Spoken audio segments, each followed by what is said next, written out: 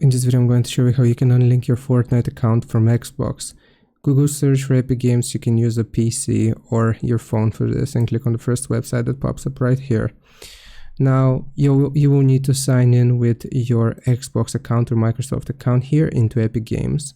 And once you have signed in, you will click on your name in the top right and go to account.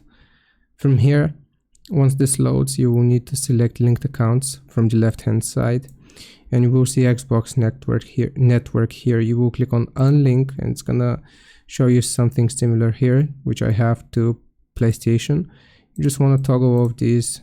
So it's gonna delete your shared profile data, shared game progression, purchases and earned game content, and you won't be able to connect to another account, Xbox account. So you just want to click on unlink. That is how you unlink your Epic Games from Xbox.